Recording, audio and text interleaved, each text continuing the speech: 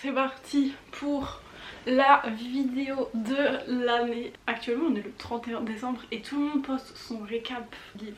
Moi aussi, voilà. En gros j'ai fait un template, pas tout au long de l'année, hein, d'accord. En vrai je m'y suis tenue, après j'ai un peu oublié. Sur mon ordi, je me suis fait un tableau Excel où j'ai rempli les noms des auteurs, les livres, quel genre c'était.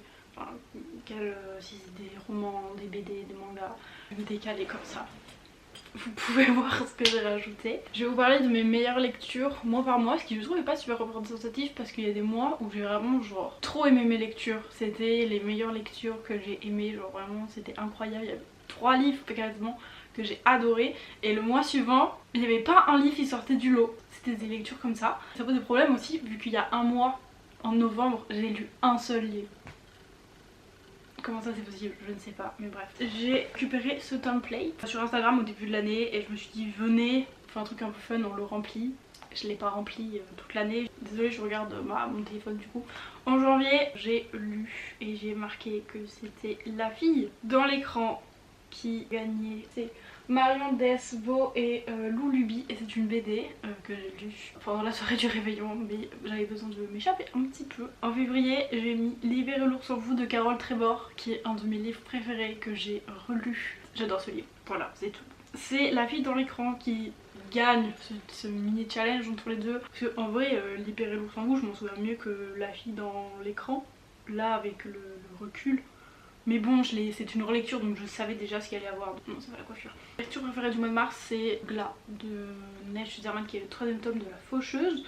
J'adore vraiment cette série et si vous me suivez depuis un petit peu longtemps, vous savez que un amour avec la dystopie qui a commencé avec Les Fragmentés, écrit par Neil Schusterman aussi. Et vraiment La Faucheuse, mais la meilleure série ever quoi. Voilà, en avril j'ai lu Loveless de Alice Oseman. Je sais pas si cette vidéo sortira avant ou pas mon bilan de lecture en VO, parce que j'en parle plus dans cette vidéo. Mais c'est vraiment un livre qui m'a énormément touchée dans ce deuxième challenge de mars-avril. C'est Loveless qui gagne, beaucoup plus touchée que le Glas. Enfin, je trouve que les contemporains me touchent plus que les trucs de dystopie, d'aventure, etc. Mais j'ai besoin aussi de cette évasion pour retrouver des choses plus concrètes. En mai, le livre préféré c'est Bienvenue dans l'Anthropocène de John Green. Mais j'ai explosé de rire, je vous savez le nombre de fois où j'ai explosé de rire à ce livre, c'était incroyable. Incroyable. Je suis pas une grande fan de John Green, j'ai lu Le Télégramme des Catherine, j'ai lu La Face cachée de Margot, j'ai lu Nos étoiles contraires évidemment, j'en ai vu un autre, j'ai oublié quel est le titre. Mais j'étais pas non plus emballée, enfin c'était pas non plus incroyable, je comprenais pas du tout pourquoi tout le monde aimait. Mais alors là, Bienvenue dans l'Anthropocène, moi j'ai adoré, hein. C'était incroyable. J'ai rigolé, c'était waouh, je vous recommande. Enfin, tous les livres que je vous présente là, je vous recommande, mais il y en a plus que d'autres. En juin, le livre, bref, c'était Dévisager de Erin Stewart. C'est un livre qui m'a été recommandé il y a pas mal de temps, je crois, par Rue du Livre. Ok, ils ont été recommandés, je crois pas moi personnellement. Mais j'avais envie de le lire, j'ai trouvé la bibliothèque, donc du coup je me suis dit bah vas-y, je le lis, ça peut être chouette. Et c'était très très chouette. Ça fait un peu de mal parfois on regarde le personnage et ça fait mal quand même ce que tu racontes et tout. Je veux pas m'avancer plus que ça, mais c'était quand même une super bonne lecture et j'ai un peu envie de le relire, j'avoue j'ai envie de le relire. Oui, je regarde beaucoup en bas, oui, bah il y a mon téléphone, il y a mes notes, voilà, on fait comme on peut. Ce qui gagne ce challenge c'est John Green parce que bah je m'en souviens mieux que Dévisager. Mais Dévisager quand même, recommandation entre La Fille dans l'écran, Loveless et John Green, c'est Loveless qui gagne. Voilà, après est-ce que par la fierté que je l'ai lu en anglais j'ai plus de sentiments d'attachement? Peut-être. C'est vrai que le John Green était quand même vraiment pas mal. Ensuite en juillet j'ai commencé la trilogie des chroniques lunaires du Cinder que j'ai préféré en août, c'était La vérité sur l'affaire Harry Kéber de Joël Dicker. Ah oui, Cinder c'est écrit par Marissa Meyer. C'était des livres que je voulais lire depuis très longtemps et je savais que j'allais beaucoup apprécier. Donc en vrai c'était assez chouette de les lire. En fait je vous raconte pas le livre parce que sinon ça prendrait 15 plombs, donc je vous recommande d'aller fouiller sur internet. Les titres vous parlent. Mais moi des deux qui ont préféré c'était Cinder de Marissa Meyer. Je vous expliquerai un peu après. J'ai un peu fait un petit débat avec moi. En septembre j'ai relu Un petit petit oiseau de Marie Pavlenko. Voilà, pour la 3ème fois de ma vie. Je suis un peu addict je crois. J'avais besoin de cette lecture pour commencer l'année du bon pied je crois. En octobre j'ai lu Scarlett, donc le tome 2 des chroniques lunaires de Marissa Meyer. Et là je me suis dit, parce qu'en fait je les ai tous remplis et après avant de faire les batailles de duel, je les ai remplis jusqu'à octobre. Et j'étais là bon, j'ai 2 chroniques lunaires. Je peux pas enlever Un si petit oiseau, c'est mon livre coup de cœur. Donc bah du coup j'ai mis Cinder et j'ai viré La vérité sur l'affaire Harry Kéber. Mais en vrai ils sont à peu près au même pied d'égalité les 4. J'ai adoré les lire. Enfin c'était des grosses pépites. Bon bah Un si petit oiseau je vous l'ai dit, hein, je l'ai lu 3 fois. Qu'est-ce que vous voulez qu'il arrive genre? Le seul livre que j'ai terminé en novembre c'était Sorcery of Thrones. Parce qu'en fait j'ai commencé plein de lectures que j'ai fini début décembre. Du coup ça compte pas pour novembre mais ça compte pour décembre du coup. Et pour décembre que j'ai mis c'était Aquarelle les étoiles de Manon Fargeton. J'ai pas les mots, genre je me suis mise à pleurer à la fin parce que je vais pas vous dire la fin mais voilà. Déjà faut savoir que les livres où souvent il y a la notion d'étoiles dedans. Dans ma bibliothèque il y a La mer sans étoiles. En gros c'était super génial. Ah c'est dur parce que Aquarelle les étoiles m'a énormément touchée. Sorcery of Throne aussi, c'était vraiment incroyable. Sorcery of Throne. Quel ce duel là. Et en fait je pense qu'il est contre Loveless. Et là je suis désolée mais je peux pas choisir. Je peux pas choisir, je suis désolée. Parce qu'en fait, en fait vu que j'ai lu Loveless en début d'année, je me souviens plus trop de qu'est-ce que j'ai ressenti en lisant le livre, du coup c'est un peu atténué par rapport à ça. Et donc je pense que le résultat, si je dis Sorcery of Throne, Margaret Rogerson, parce que je vous ai pas dit non plus le nom de l'autrice, bah, les deux ils m'ont énormément touchée, enfin tous les livres qui sont là ils m'ont énormément touchée. C'est un peu cruel de choisir un livre spécifiquement. En plus c'est pas du tout le même genre du tout, c'est vraiment comparer un mouton à une vache et de se dire ok, pas cette comparaison je ne sais pas, mais je peux pas comparer Loveless qui est on va dire plutôt un contemporain et Sorcery of Throne, désolé pour l'accent encore, qui est juste un bon roman de fantasy avec un bon concept de magie et pas une grande romance. J'ai peur de dire un et de le regretter dans 3 ans et de dire oui en fait je me souviens mieux de lui, mais on va dire c'est mes 2 livres de l'année. La dame ne fait plus de choix à ce stade là. Mais c'est trop cruel. C'est trop cruel. En vrai je pense que les deux ont marqué ma vie de lectrice. Je peux pas choisir. Et je peux pas moi. Je peux pas choisir entre 2 livres qui m'ont énormément touchée et énormément appris. Parce que Loveless, j'ai un énorme attachement à ce livre, à Georgia. Mais Sorcery of Throne c'est très très bon comme livre. Venez on met Loveless et puis voilà, comme ça le débat il est clos. C'est super dur de classer ces livres, le meilleur livre du mois, parce que bah des fois j'en ai 2, des fois j'en ai d'autres et des fois il y en a qui restent. Donc maintenant on va passer aux mentions honorables qui ont bien marqué mon année mais qui bah faute de place, je ne peux pas tous la rentrer. Je suis désolée si j'écorche les noms des auteurs, autrices qui vont suivre, ne m'en voulez pas. 24 états d'âme de Gabin et Agathe de Ilana Quentin. Charlotte de David Foenkinos. Persepolis de Marjane Satrapi. Isabella Bird, femme exploratrice, j'ai lu que le 1. Taiga Sasa. Spy X Family, Tatsuya Endo, jusqu'au volume 7. Four Dead Quid de Astrid Scholte. Le Petit Prince de Antoine de Saint-Exupéry. Animal de Cécile Alix. D.O.G. de Nathalie Bernard et Frédéric Portalet. La Faucheuse, Histoire secrète Neil Schusterman. American Royal, Catherine McGee. Un été avec Albert, Marie Pavlenko. Anna Caritas 3, Outre-tombe de Patrick Isabelle. Les liaisons dangereuses de Pierre Chauderlot de Laclos. Pucelle, tome 1 débutant, tome 2 confirmé de Florence Dupré-Latour. Sauveur et Fils saison 7, Marie-Aude Muraille et Constance Robert-Muraille. 6 mois par an, Clara Duarte. Nos mutineries, Ève Cambreleng et Blanche Sava. Palalalala, Émilie Chazeran. Strat, Pénélope Bagieux. The Inheritance Games, le 1 Jennifer Lynn Barnes. Cinéma, La grande histoire du 7e art, Laurent Delmas. Le 2e Sexe, le volume 1, Simone de Beauvoir. Sois jeune et tais-toi, Salomé Saké. Pour un soulèvement écologique, Camille Etienne. Miroir, miroir, dis-moi ce que je vaux vraiment, Louise Aubéry. Cette année, d'ailleurs j'ai fait un truc incroyable, pas du tout. Cette année, je me suis dit que ce serait sympa de tester un peu une appli de lecture, je vais vous dire style Goodreads, mais moi j'ai fait ça sur The Storygraph, je sais pas si vous connaissez, je sais pas pourquoi j'ai fait sur Storygraph plutôt que Goodreads, parce qu'il y a plus de gens sur Goodreads que sur The Storygraph, et en plus tout est en anglais. En vrai moi ça me dérange pas parce que mon téléphone est déjà en anglais, et du coup on va discuter un peu de mon année de lecture tout simplement. Qu'est-ce que j'en ai pensé et est-ce que je vais refaire ça l'an prochain. On va regarder un peu mes statistiques parce que c'est le grand truc à faire, et je vais vous parler un peu de ce que je pense de l'application sur un an d'expérience. Je me décale hein. Sinon vous aurez pas l'écran. Déjà vous pouvez voir que j'ai 3 livres que je n'ai pas terminés cette année. Le premier je l'ai commencé en janvier le 15, qui est Crescent City le 1 de Sarah J. Maas. Ensuite j'ai commencé Sorcière, la puissance invaincue des femmes de Mona Chollet. Et en octobre, voilà pourquoi je n'ai pas lu de livres pendant le mois de novembre, où j'ai lu qu'un livre parce qu'en fait j'étais en train de lire Harry Potter and the Order of the Phoenix de J.K. Rowling. Donc je n'ai pas fini tous ces livres, donc en fait ça m'angoisse un peu. J'ai pas fait de challenge cette année.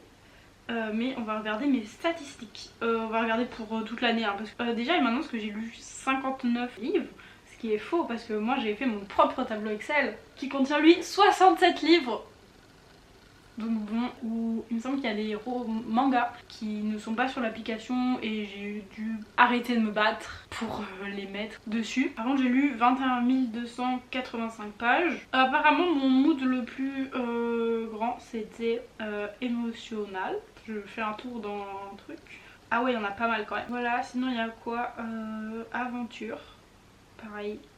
Ah bah oui, on retrouve tous mes trucs de dystopie, fantasy, etc. Pas trop de livres relaxing apparemment. Ni de livres tristes. Quel est le livre triste? Ah non, ça c'est relaxing. Oui, non, pas toi. Il veut pas, hein. Il veut pas, je crois. Oh ah, bah c'était Charlotte de David Foenkinos. Ensuite, j'ai Réflective, Le Petit Prince, Lestrade, Sois jeune et tais-toi, Novidinerie, Frankie Love, Betty, Pucelle, Mrs. Alloué, Loveless, La jeune femme et la mère, Persepolis, Les amis, Pierre de trop, Posen. Le pace, je comprends pas ce que ça veut dire parce que des pas rapides, ou alors c'est la lecture qui est rapide. Ouais, ça doit être les livres que j'ai eu un peu rapidement. Mais bon, quand même, Inheritance Game, j'ai mis pas mal de temps. Ou alors c'est des livres qui se lisent où l'ambiance est un peu... Ouais, je pense que c'est de l'ambiance. Ouais, je pensais qu'il y avait plus de trucs rapides quand même. Je pensais que dans les livres, il y avait pas mal de livres entre 300 et 400 pages. Et en fait, il y en a un plus qui sont inférieurs à 300. Bon, pas de beaucoup, hein, de 5% sur 60 livres. Ça fait pas beaucoup. Je pensais que j'avais lu pas mal de pavés. Attendez, on va regarder les pavés que j'ai lus. Sementua, oui. Le glace, là, ouais, oui, évidemment. Bah oui, évidemment. Christelle Davos. Oui. Bah oui, des bons pavés. Des bons pavés, ça. J'ai été étonnée. L'autre jour, j'ai un peu fouillé, je vous avoue. Je suis pas vraiment étonnée, mais tout de suite, là maintenant, mais j'ai été étonnée un jour. J'avais lu pas mal de non-fiction. Alors, pour moi qui pensais que je lisais que de la fiction, c'est vrai que bah, quand je regarde, j'ai quand même lu pas mal de choses qui ne sont pas de la fiction. Mais je pensais pas en avoir lu autant pour une personne qui lit quand même énormément de romans de fiction. Mon genre préféré, apparemment, c'est le young adult. Quelqu'un a été étonné dans l'assemblée, pas grand monde encore. Après c'est le contemporain, et moi j'aimerais bien savoir genre, comment on arrive à classer la romance à 7 livres. Ah oui, Gabriel Agathe, oui, Falkland Love. Mais Cat Street j'ai pas aimé, je l'ai mis, mais bon, Heartstopper d'accord. Il y a une romance, ouais, enfin la romance dans Cinder, faut pas abuser non plus. Mais ça passe mieux dans Sorcery of Throne que dans le truc. J'ai lu des livres de middle grade. Bon, graphic novel j'ai pas mal lu, fantasy, manga j'ai pas mal lu de manga aussi, mais je crois qu'il en manque. Oui il en manque, il manque 2 Spice X Family je crois. J'ai lu pas mal de classiques cette année. Attendez, manga, graphic novel, fantasy, je vais prendre fantasy, exactement. Venez. Petit Prince. C'est drôle parce qu'il classe Scarlet dans fantasy et pas le deuxième. Classique, Le Petit Prince, La Vallée de la Peur, Les Zones Dangereuses, oui. Et ben écoutez, je suis pas mal étonnée, je pensais que j'en avais pas lu tant que ça. En fait j'avais oublié que Le Petit Prince était considéré comme un classique, enfin, j'en ai lu 5. Faut pas pousser mes mains dans les orties. Vu que j'ai lu en fait un peu éclaté dans l'année, ça passe. Mystery, ça doit être tous mes Sherlock, effectivement. For the Queen, Inheritance Game, oui. Mémoire, oui. LGBTQIA+, j'ai quoi? C'est moi par un oui. Loveless. Middle grade, Click. Ah oui ok. C'est compris pourquoi. Dystopia, féminisme, science-fiction. Je pensais que je lisais plus de science-fiction, mais apparemment je suis plus une fille de fantasy. Literary, ouais c'est des classiques quoi. Des essais, ah oui. Historical, autobiographie, nature, enfant. Ah bah oui, Le Petit Prince évidemment. Mais moi je pense que Le Petit Prince il pour tout le monde. Que vous ayez 90 ans ou 2 ans, vous pouvez lire Le Petit Prince. J'ai eu quoi en art? Ah oui, Charlotte. Thriller, je pense que c'est Inheritance Game. Ah non, c'est La Vérité sur l'affaire Récupère. Short story. Oui, effectivement, La Faucheuse. Horreur. Ah oui, Outre-tombe Anna Caritas, effectivement, c'est bien de l'horreur. J'ai lu 3% digital, ce qui est faux. Parce que je n'ai lu aucun des 2 livres qui sont en digital. Voilà, je les ai lus sur papier. Juste, ils sont enregistrés comme digital. sur l'application. Prenez ça pour un 100%. Les auteurs que j'ai le plus lu, Tatsuya Endo, bah oui, le plus j'ai lu même 7 livres. John Conan Doyle, Neil Schusterman, Alice Oseman, Marie Pavlenko, Marissa Meyer, Florence Duconato. Je suis pas franchement étonnée, hein, ça étrange, j'ai lu en français et en anglais. Par contre c'est faux parce que je n'ai absolument pas lu 10 livres en anglais, j'ai lu exactement 6 livres en anglais. Vidéo qui paraîtra et paru je ne sais pas sur mon bilan de 2023 en anglais. Voilà, Esmondium je l'ai lu en français, Click je l'ai lu en anglais, Sauvez-Lou je l'ai lu en français. Pour vous. Franklin Long en anglais. Les liaisons dangereuses, non, les liaisons dangereuses étaient en français, hein. Je suis désolée de vous le dire. DOG était en français.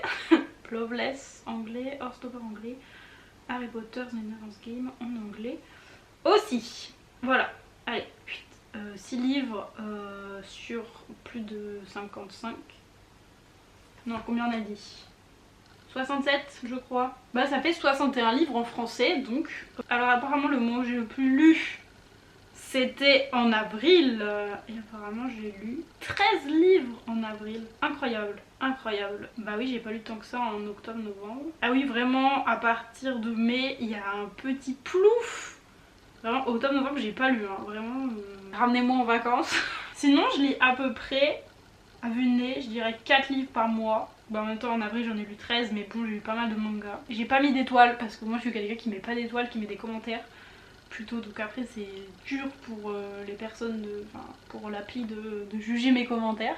Mais volontairement je n'ai pas de commentaires. Je vais vous parler de ce que j'ai apprécié sur cette appli et après je vais vous parler de ce que j'ai un petit peu moins apprécié. Moi j'ai apprécié que en fait les statistiques, je sais pas si c'est comme ça sur d'autres applications mais il y a déjà les statistiques présentes, c'est à dire que même si t'as lu qu'un livre, t'as déjà les statistiques à n'importe quel moment de l'année tu peux aller voir et tu peux aussi même sélectionner par mois qui peut être intéressant, par exemple pour le mois d'avril pour savoir qu'est-ce que j'ai vraiment lu. J'ai bien aimé aussi on va dire remplir le nombre de pages de mon livre, par exemple quand je suis à la page 52 le remplir pour voir le pourcentage où j'en suis et du coup bah ça me motive par exemple souvent quand j'ai dépassé les 55% et dire quand je vais en anglais souvent en mode je peux le faire.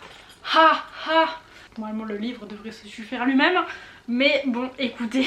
Voilà, en plus c'est vraiment facile. Si vous allez sur mon mois d'août typiquement, du coup vous avez pages que j'ai lues en août et le nombre de pages par jour que j'ai lu. Et en fait je trouve personnellement c'est pas représentatif parce qu'en fait je lis avant de dormir et donc du coup je suis pas là à reprendre mon téléphone pour regarder. En fait je le note le lendemain mais en fait du coup ça fausse tout parce que j'aime bien marquer que j'ai fini mon livre par exemple si je l'ai fini de la nuit du avant de dormir le 30. Voilà ce sera le 30, ce sera pas le 31 donc ça fausse un peu la donne. Sinon je me suis retrouvée plusieurs fois à scroller la page d'accueil. J'aurais pu lire très clairement. En vrai j'hésite à la désinstaller ou à supprimer mon compte parce que en vrai je peux le faire si c'est pour le nombre de pages. Je peux faire ce genre de truc avec un tableau Excel. Mais en même temps c'est assez drôle de regarder à la fin et dire ah oui j'ai lu ça, j'ai lu de la fantasy, j'ai lu des trucs comme ça. Assez fun un peu à faire. En vrai c'était cool comme expérience mais du coup comme je vous dis je sais pas si je vais continuer. En vrai moi mon tableau Excel il me suffit. Bah bonne lecture pour 2024. Je sais absolument pas du tout quand on va poster cette vidéo. J'espère que ma vidéo bilan n'aura pas été trop longue. J'ai pas l'habitude de faire ça.